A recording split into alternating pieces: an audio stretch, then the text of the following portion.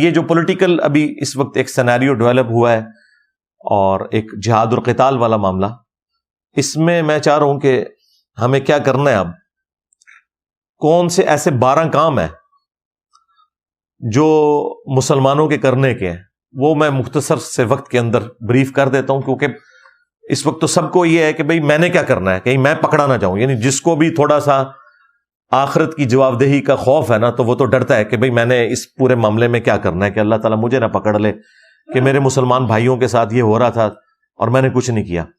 ان میں سے پہلے 2 کام تو سب نے کرنے ہیں، خواہ وہ عوام الناس ہو یا حکمران، اور جو بعد کے 10 کام ہیں وہ صرف ان لوگوں کے ذمہ ہیں جو لیڈرشپ کے اوپر ہیں، خواہ وہ حکمران ہو، خواہ وہ آرمی چیف ہوں، خواہ وہ پولیٹیکل لیڈرز ہوں.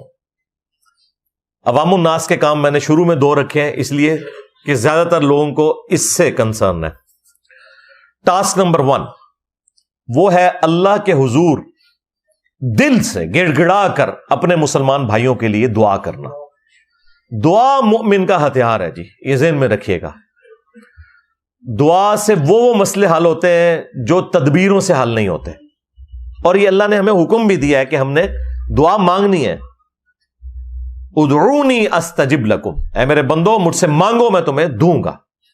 اور پھر ساتھ فرمایا ان الذین یستکبرون عن عبادتی، جو تکبر کریں گے میری اس عبادت سے، یعنی مجھ سے دعا نہیں کریں گے، میں انہیں عنقریب ذلیل و خوار کر کے جہنم میں پھینکوں گا. بولے اعوذ باللہ تعالی. ہمارا رب وہ شہنشاہ ہے کہ اس سے نہ مانگے تو وہ ناراض ہوتا ہے. باقی شہنشاہ تو مانگنے کے اوپر ناراض ہوتے ہیں نا. اللہ وہ شہنشاہ ہے کہ جس سے نہ مانگا جائے وہ ناراض ہو جاتا ہے. تو دعا آپ نے مانگنی ہے، یہ ایک حق ہے مسلمان کا دوسرے مسلمان کے اوپر. ٹاسک نمبر 2 وہ ہے سوشل میڈیا کے اوپر اپنی آواز کو بلند کرنا. کہیں پر اگر پروٹیسٹ ہو رہے ہیں، ان پروٹیسٹ میں حصہ لیں. فزیکلی جو ڈیمانسٹریشن ہوتی ہے، بینرز اٹھا کے، پلے کارڈز اٹھا کر، جس طرح یورپ میں اور امریکہ میں، پوری دنیا کے اندر یہ احتجاج ہو رہے ہیں، ان میں جہاں تک قانون کے دائرے کے اندر آپ نے اس میں حصہ لینا ہے. اور سوشل میڈیا کے اوپر آپ نے اسلام کے حق میں، فلسطینیوں کے حق میں آواز بلند کرنی ہے. لیکن اس آواز بلند کرنے میں ایسا کوئی معاملہ نہ ہو کہ وہ گالی گلوچ کی طرف چلا جائے اور اسلام کی کوئی غلط پکچر لوگوں کے سامنے آئے. یہ ذہن میں رکھیے گا. یہ اللہ تعالیٰ نے سورہ الانعام میں فرمایا وَلَا تَسُبُّوا الَّذِينَ يَدْعُونَ مِن دُونِ اللَّهِ فَيَسُبُّوا اللَّهَ عَدْوًا بِغَيْرِ عِلْمٍ. مت گالی دو لوگوں کے جھوٹے معبودوں کو، کہیں ایسا نہ ہو کہ وہ انجانے میں تمہارے رب کو گالیاں دیں بغیر علم کے.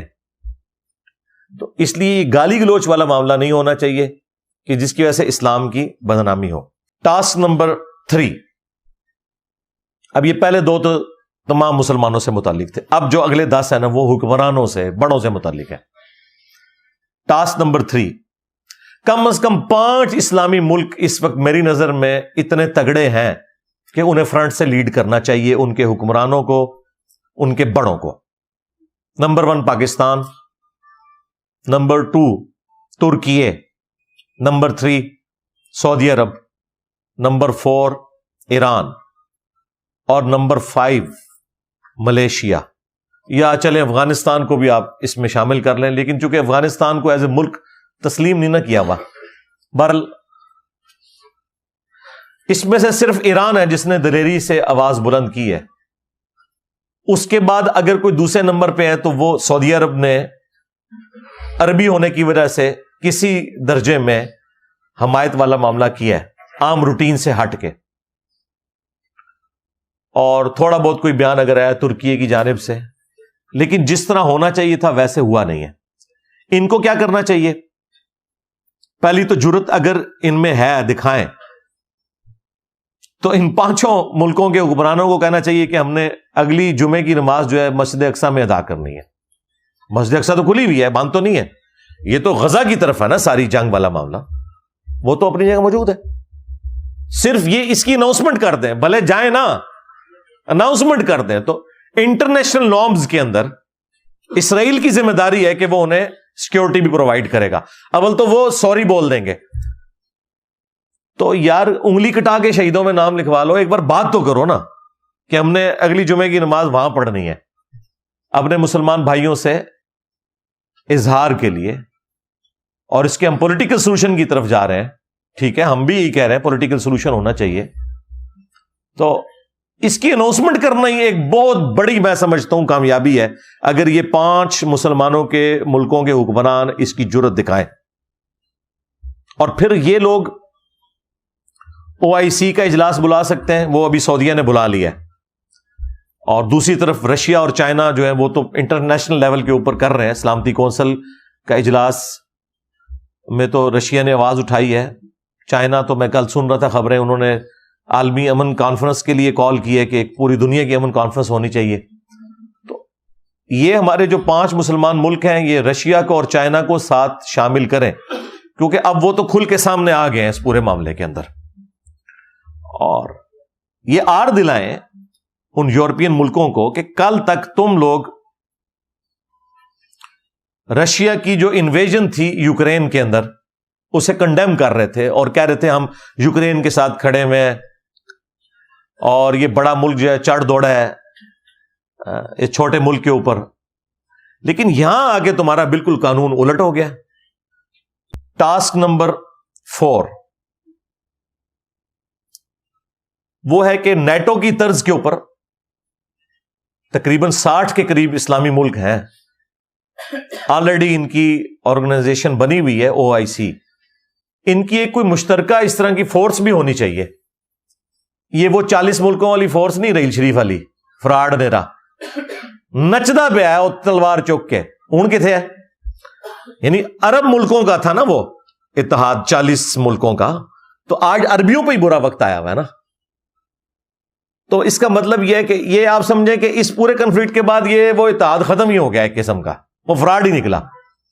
یعنی اس سے برا وقت مسلمانوں پہ کب آنا تھا, اور وہ بھی عربیوں کے اوپر.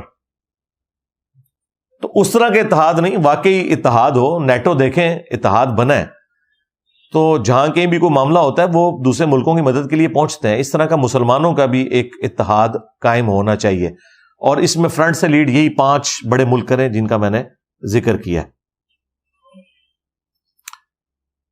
ٹاسک نمبر 5 یہ کڑوی چیز ہے تھوڑی, اس میں ظاہر عوام کا غصہ بھی آئے گا کہ مسلمان حکمرانوں کو ظلم کو کنڈیم کرنا چاہیے. دنیا میں جہاں کہیں بھی کسی غیر مسلم کے اوپر بھی ظلم ہو وہ اسے کہیں کہ یہ برا ہوا ہے. آج اگر آپ نے اسرائیل کی گندگی کو لوگوں کے سامنے ایکسپوز کرنا ہے نا, اس کا طریقہ وہ ہے جو پیوٹن نے اختیار کیا ہے, رشیا کے پریزیڈنٹ نے. پتہ ہے اس نے کیا بیان دیا ہے؟ اس نے کہا ہے کہ 2nd ورلڈ وار کے اندر جو نازی جرمنی کا ہٹلر, اس نے جو کچھ ظلم کیا تھا نا, اسرائیل وہی کر رہا ہے. میں کہتا ہوں جی اس سے بڑی ادبی گالی اسرائیل کو کوئی نہیں دی جا سکتی تھی. ادبی گالی بھی نہیں ہے, اور سب سے بڑی گالی بھی انہیں لگی ہے جا کے, کیونکہ 60 لاکھ کے قریب یہودی ہولوکاسٹ کے اندر 100 فیکٹریاں بنا کے, بعض لوگ کہتے ہیں جی 6 لاکھ ہے, اور چلو یار 6 لاکھ بھی ہوں, تھوڑا فگر ہے. یورپ کے اندر فیکٹریاں بنا کے ہٹلر نے یہودیوں کو ظلمن قتل کیا. ٹاسک نمبر 6 OIC کے پلیٹ فارم سے ایک بین المذاہب کانفرنس کا سلسلہ سالانہ بنیاد پہ شروع ہونا چاہیے. اس ایک واقعے پہ نہیں, سالانہ کوئی ایک ایسا موقع رکھیں اور اس کا وینیو بھی چینج کرتے رہے اور اس کی میزبانی بھی چینج کرتے رہے. ایک ایسی کانفرنس ہونی چاہیے جس میں ویٹیکن سٹی کا پوپ بیٹھا ہو, امام کعبہ بیٹھا ہو, ہندوؤں کا ایک بڑا ہو, بدھسٹ کا بڑا ہو, جیوز کا, کرسچنز کا, سارے جو بڑے بڑے مذاہب ہیں ان کے بڑے وہاں پر بیٹھے اور پیس کے اوپر, امن کے اوپر, کو ایگزسٹنس کے اوپر بات کریں. کیونکہ جو یہ ایک کنزرویٹو قسم کی جو مذہبی سوچ ہے اس نے دنیا کو رہنے کے قابل نہیں چھوڑا ہوا. سیدھی سی بات, آپ پاکستان میں بھی دیکھ لیں. یعنی پاکستان میں ایک بندہ اگر رفع الیدین سے نماز پڑھتا ہے، اسے ہندو سے، کرسچن سے، سکھ سے خطرہ نہیں ہے، اسے دوسرے مسلمان سے خطرہ ہے کہ وہ اسے مسجد سے باہر نکال دے گا۔ یہاں سے بھی جتنے علماء دوسرے ملکوں میں گئے ہیں وہ کافروں کے ڈر سے نہیں گئے ہوئے، وہ ایک مسلمان ملک سے اسلامی ملک یعنی یورپ اور امریکہ میں چلے گئے۔ اسلامی ملک تو وہ ہوگا نا جہاں امن ہوگا، ہاں، اور ہم صرف مسلمان ملک ہیں۔ چند ایک چیزوں پہ اختلاف ہو سکتا ہے نا، اوورال اگر احترام جان احترام مال نہیں ہے تو اسلامی ملک کہاں سے ہوئے؟ تو ہم اس کو جتنا مرضی اسلامی جمہوریہ پاکستان کہتے رہے، یہ مسلمانوں کا ملک ہے، اسلامی ملک نہیں بنے گا جب تک کہ یہاں امن نہیں ہوگا۔ تو یہ بین المذاہب کانفرنس والا سلسلہ ہونا چاہیے ریگولرلی۔ ٹاسک نمبر 7، ہمارے بڑوں کا کام ہے کہ جتنی بھی دنیا میں تنظیمیں اپنی آزادی کے لیے کام کر رہی ہیں، جہاں پر ظلم کی چکی میں وہ نہیں پس رہے، ان کا معاملہ تو ایک الگ ہے، وہاں کی صورتحال کو تو وہاں کے لوگ بہتر سمجھتے ہیں۔ باقی جگہوں پہ پولیٹیکل سٹرگل کے اوپر زور دینا چاہیے، بجائے یہ کہ نان اسٹیٹ ایکٹر ہوں، کیونکہ چند ایک جہادی اسلحہ اٹھاتے ہیں اور باقیوں کی زندگی کو وہ اجیرن بنا دیتے ہیں۔ اسی وجہ سے پاکستان نے بھی اپنا وہ سارا کا سارا معاملہ، آپ کو پتہ ہے، کشمیر والا بھی پیچھے کیا، اور ہے بھی غلط تھا، قرآن کی روح سے بھی غلط تھا۔ قرآن کی روح سے اگر آپ نے جہاد اور قتال کرنا ہے تو آپ نے اعلانیہ عہد توڑنا ہے۔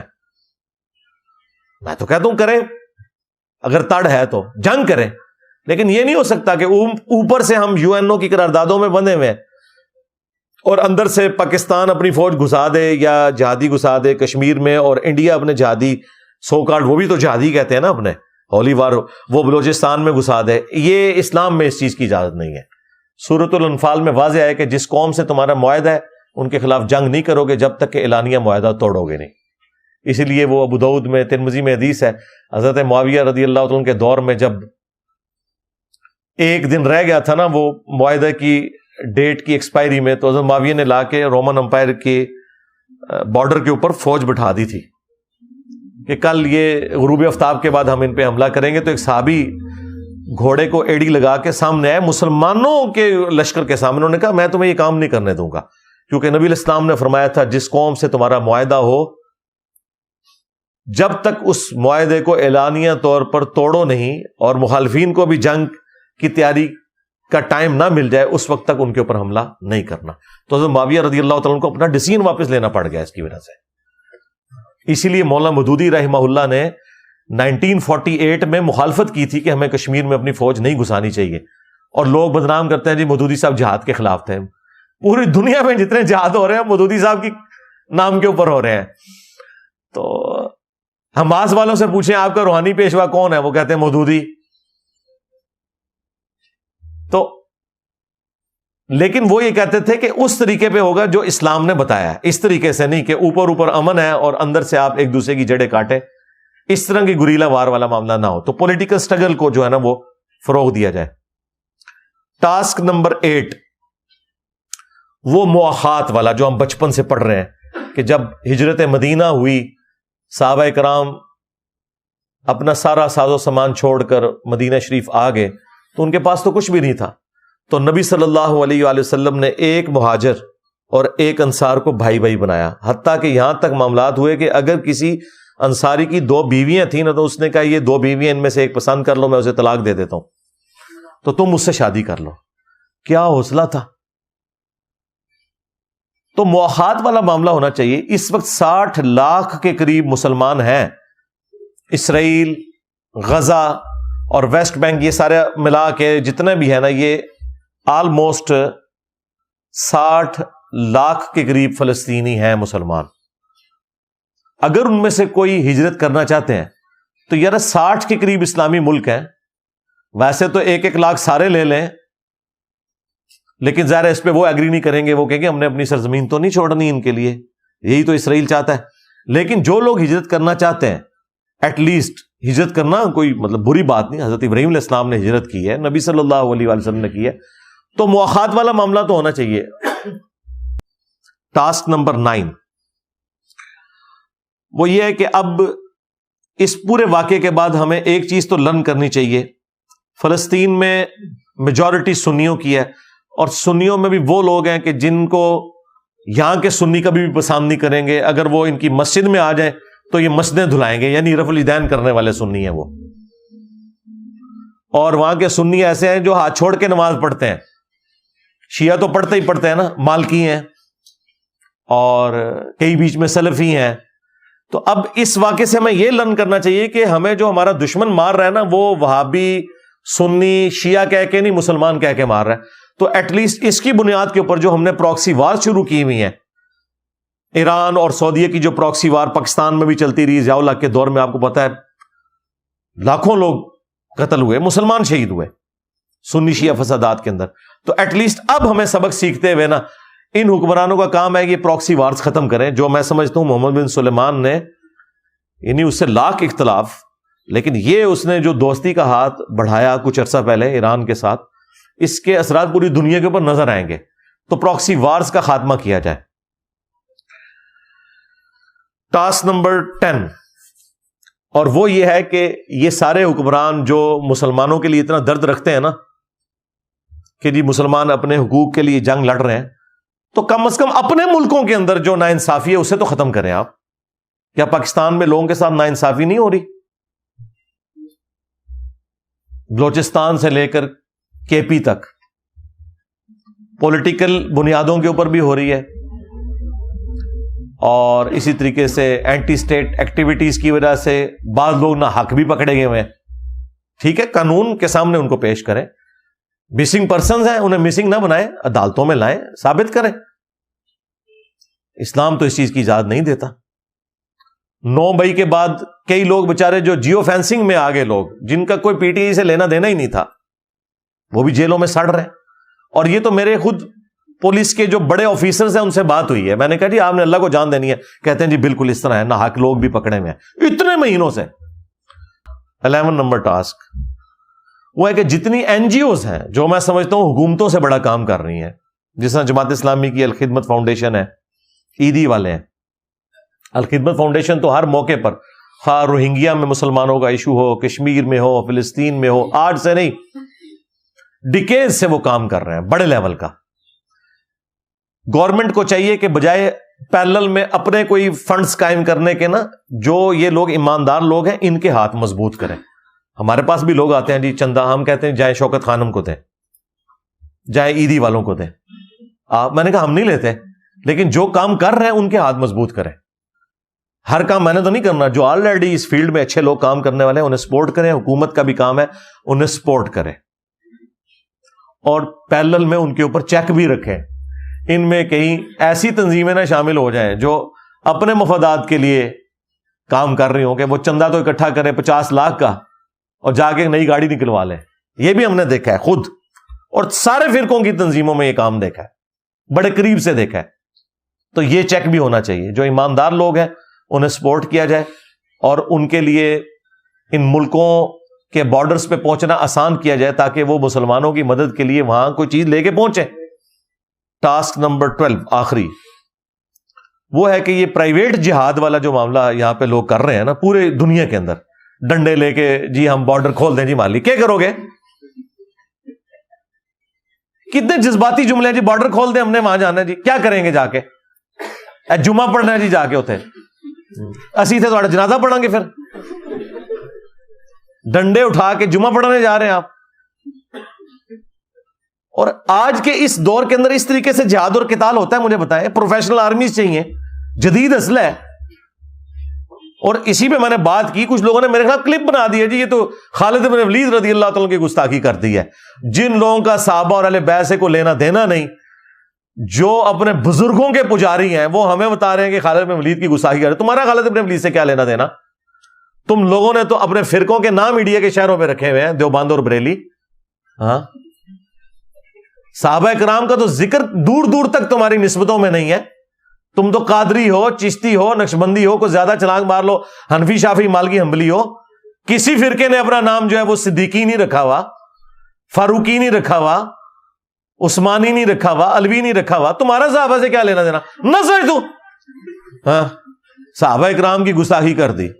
بابیاں دے پجاری سانو، صحابہ والے تو ہم ہیں، آل البیت والے تو ہم ہیں. تمہارا کیا لینا دینا ان کے ساتھ؟ تو میں نے یہ سمجھانے کے لیے بات کی تھی، لوگوں نے کلپ بنا دی تھی خالد بن ولید کی گستاخی کرتی. میں نے بتایا تھا اللہ کے بندو، جب رومن جنرل آیا سامنے سے تو خالد بن ولید بھی ایک تلوار اور ڈھال لے کے اترے ہیں سامنے سے، وہ بھی گھوڑے پر ایک تلوار اور ڈھال لے کے آئے. تلوار کا مقابلہ تلوار سے ہوتا تھا. تعداد ضرور کم تھی مسلمانوں کی، لیکن ایک تلوار کے بدلے میں سامنے ایک تلوار ہوتی تھی. اب آپ نے مجھے غزوہ بدر اور احد کی مثالیں نہیں دینی، وہ نبی علیہ السلام کی موجودگی میں ایک اللہ تعالیٰ کی غیبی مدد تھی. وہ والا معاملہ بعد میں نہیں اس طریقے سے چلا، بعد میں بہت بڑی قربانیاں مسلمانوں کو دینی پڑی ہیں. وہ پھر اللہ نے اسباب کے ساتھ معاملہ جوڑا ہوا ہے. فرشتے اسی وقت ہی اترے ہیں. آج بھی ہو ابراہیم سا ایما پیدا، آگ کر سکتی ہے انداز گلستاں پیدا. وہ کہتے ہیں نہیں جی وہ کر سکتی ہے نا جی، یہ ڈاکٹر اقبال نے کہا ہے. بھئی ڈاکٹر اقبال کے شعر کو میں یوں سمجھوں کہ چونکہ آج ابراہیم جیسا ایمان ہو ہی نہیں سکتا، آگ بھی ٹھنڈی ہو ہی نہیں سکتی، ابراہیم جیسا ایمان کہاں سے آ سکتا ہے؟ صحابہ کرام جو ہے وہ تیل کے کڑاؤں میں زندہ روسٹ کر دیے گئے ہیں، ان کے لیے آگ کوئی ٹھنڈی نہیں ہوئی ہے. یار خدا کے لیے اس طرح نہ کریں. تو میں نے یہ کہا تھا کہ یہ نہیں ہو سکتا کہ بھئی 1000 خالد بن ولید ہوں اور سامنے سے ایک کلین شیو یہودی کلاشنکوف یا لیزر گائیڈڈ گن لے کے آ جائے. تو کیا تلوار کے اوپر کوئی گولی روک سکتا ہے؟